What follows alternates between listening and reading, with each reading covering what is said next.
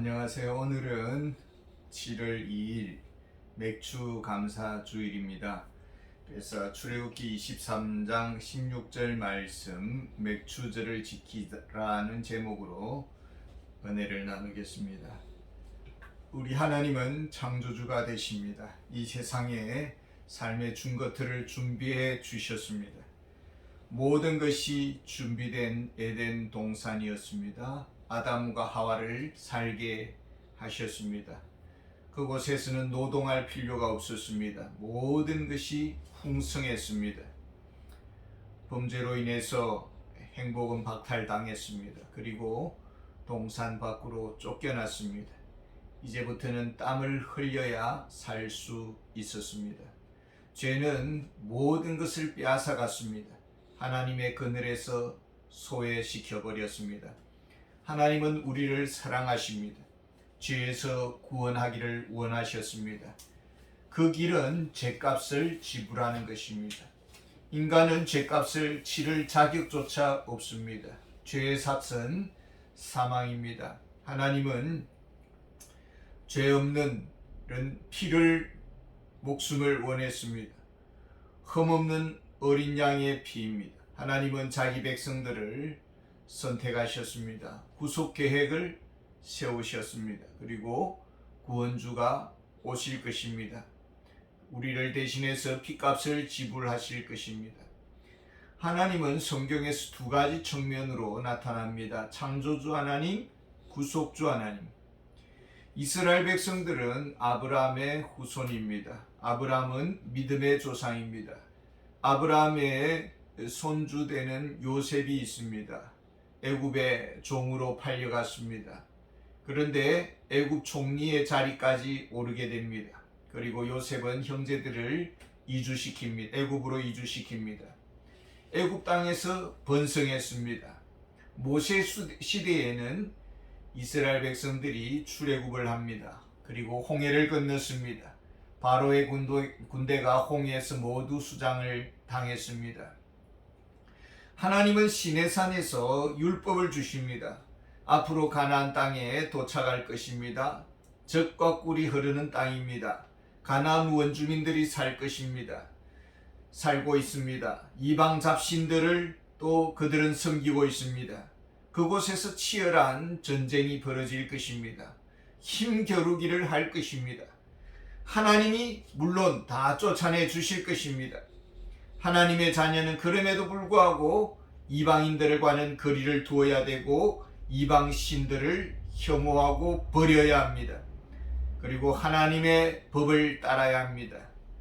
종살이의 습관에서 벗어나야 됩니다. 종의 삶의 스타일을 바꾸어야 합니다. 몸에 배어있는 종의 향취가 지워져야 하는 것입니다.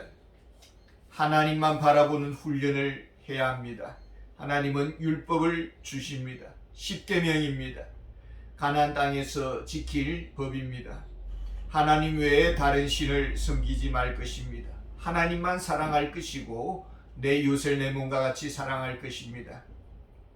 이웃의 문제를 내 문제로, 이웃의 아픔을 내 아픔으로, 이웃의 눈물을 내가 닦아주는 그런 사람이 되어야 되는 것입니다. 율법 중에 보면은 하나님 앞에 시간을 드리는 법이 있습니다. 안식일을 지키라는 것입니다. 6일 동안 열심히 일을 하고 7일째는 쉬어라고 했습니다. 오늘 본문에 보면은 절기를 지키라.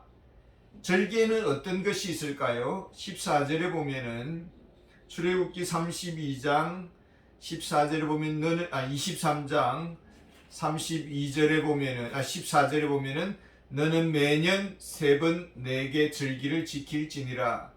매년 3번의 절기가 무엇일까요? 15절에 보면은 너는 무교병의 절기를 지키라. 내가 내게 명령한 대로 아비벌에 정한 때에 1회 동안 무교병을 먹을지니 이는 그 달에 내가 애굽에서 나왔음이라. 빈손으로 내 앞에 나오지 말지니라. 무교절이 있습니다. 6월절이 지난 7일간을 무교절로 지내는데 이스트가 없는 빵을 먹습니다. 6월절에 죽음의 사자가 넘어갔습니다. 그리고 출애굽을 했습니다. 하나님의 어린 양의 피로서 살아남았습니다. 이런 출애굽하는 과정에서 무교병을 먹었습니다. 조상들은. 그러니까 그 조상들의 그 고생을 잊지 말 것이다. 그리고 어린 양의 그 희생을 잊지 말 것이라는 것입니다. 무교병을 먹으면서 고난을 생각하라는 것입니다. 우리가 그리스도의 고난을 묵상하는 것입니다. 오늘의 구원, 오늘의 행복은 나 잘나서가 아닙니다. 그리스도의 희생이 있었습니다. 신앙의 선조들의 희생이 있었습니다. 고난의 역사를 잊지 말라라는 것입니다. 16절을 보겠습니다. 맥추절을 지키라. 이는 내가 수고하여 밭에 뿌린 것의 첫 열매를 거둠이니라. 수장절을 지키라. 이는 내가 수고하여 이룬 것을 연말의 밭에서부터 거두어 저장함이니라. 먼저 수장절을 한번 보겠습니다. 곡식을 추수했습니다. 그리고 곡간에 저장을 합니다. 오늘로 말하면 우리가 이때를 추수감사절로 지내는 것입니다. 근데 수장절을 지킨다는 의미가 무엇입니까? 은혜를 간직해야 하는 것입니다. 영적인 자기 관리가 필요합니다. 본문에 맥추절을 지키라고 했습니다.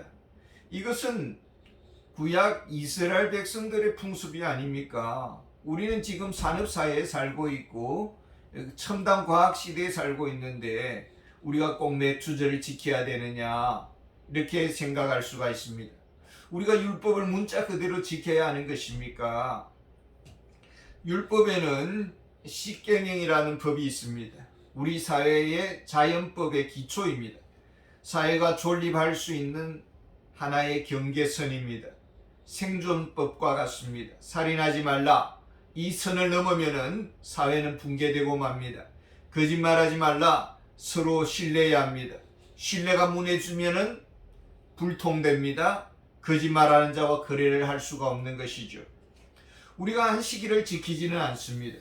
예수님의 부활을 기념해서 주일을 지킵니다. 그래서 예수 그리스도 안에서 안식법은 성취되었습니다. 이제 율법을 지킴으로 구원을 얻는 것이 아닙니다. 예수 그리스도를 믿음으로 구원을 받습니다. 율법에 신약적 이해가 있습니다. 예수님은 여인을 보고 음욕을 품는 자마다 간음했다라고 했습니다. 형제를 보고 미운 마음을 가지는 것은 살인죄다라고 했습니다. 그러니까 이런 것을 보면은 우리 인간은 타락한 존재로서 모두가 죄인이고 하나님의 심판 아래 있는 자들입니다. 자신의 죄인됨을 우리가 알아야 되고 십자가의 복음을 믿어야 되는 것입니다. 그래야 구원을 받을 수가 있습니다. 칼빈의 율법의 제3용법이 있습니다. 우리가 예수 그리스도를 믿고 구원을 받았습니다. 하나님의 자녀가 되었습니다. 구원 이후에 우리가 어떻게 살아야 합니까? 이제는 예수님을 믿음과 동시에 성령님을 받았습니다. 성령의 능력 안에서 살게 됩니다. 하나님을 기쁘시게 해야 합니다. 성령 안에서 말씀에 순종해야 되는 것입니다. 그런 차원에서 맥추절을 이해해야 합니다. 무교절, 6월절은 3, 4월에 지켜집니다. 그래서 이것이 49일, 77, 49일 지난 날이 맥추절이 되는 것이죠. 이 맥추절은 이름이 많습니다. 77절이라고도 하고 초실절이라고도 하고 오순절이라고도 하고 그리고 맥추절 이렇게 불려집니다. 이때가 5, 6월 정도 됩니다. 지난 5월 말에 마지막 주에 오순절 성령 강림 주일로 보냈습니다. 맥추절은 보통 7월 우리가 첫 주에 드립니다. 그리고 수장절 하면은 9월, 10월 정도 되는데 우리가 추수감사절로 이렇게 드려지는 것이죠.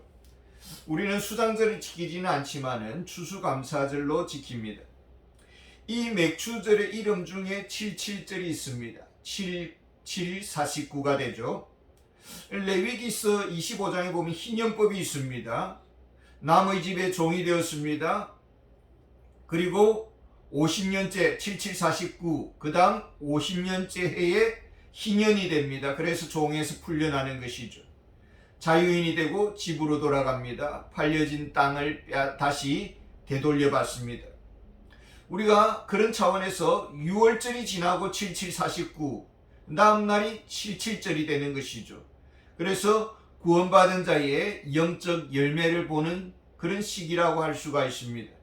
이때를 우리는 오순절이라고 합니다. 오순절날 성령님께서 강림하셨습니다. 성령께서 우리의 마음속에 오셔서 말씀하십니다. 너는 하나님의 자녀다. 너는 내 것이다. 너는 그리스도의 신부다. 이렇게 말씀을 합니다.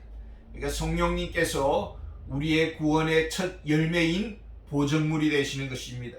우리 안에 내주하시고 우리를 죄에서부터 보호해 주시고 우리의 내면의 모든 문제에 대해서 상담해 주시고 우리의 길을 인도해 주시고 동행해 주시고 하늘의 은사를 부어 주시고 하나님의 자녀의 말할 수 없는 하늘의 복과 땅의 복을 우리에게 부어 주십니다.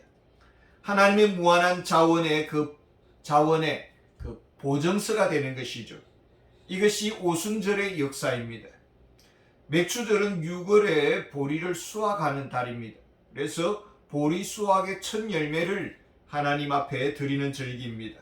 이 절기는 어떻게 지킵니까? 17절에 보면은 내 모든 남자는 매년 3번씩 주 여호와께 보일지니라. 안식일은 쉬라고 하나님 명령을 주셨는데 이 절기에는 하나님 앞에 나오라 이렇게 말씀합니다. 그리고 빈손으로 오지 말라고 하십니다. 1년에 3번의 절기가 있습니다. 3, 4월, 5, 6월, 9월, 10월 중에 3번이 있는데 이 절기에 맞춰서 우리가 하나님 중심으로 살아가는 것입니다. 예배 중심으로 살아가는 것입니다. 무엇을 말합니까? 하나님이 주신 삶의 패턴을 따라 살아가야 된다라는 것입니다. 하나님의 방식대로 살라라는 것입니다. 어떻게 살아야 합니까? 16절에 보면은 맥추절을 지키라. 이는 내가 수고하여 밭에 뿌린 것의 첫 열매를 거두미니라. 농사를 짓습니다. 그리고 네가 수고하여. 에덴 동산에서는 우리가 수고하지 않았습니다. 땀 흘리지 않았습니다. 그런데 수고하라고 말씀합니다. 땀을 흘리면서 농사를 지으라는 것입니다. 땀을 흘려야 먹고 살겠다라고 했습니다. 앞으로 가나안 땅에 가서 살 것입니다. 그리고 하나님이 원수들을 다 물리치실 것입니다. 그런데 어떤 구절에 보면은 너가 물리치라, 원수들을 물리치라 그렇게 말씀합니다. 31절에 보면은 네가 그들을 네 앞에서 쫓아낼지라. 무엇을 말합니까?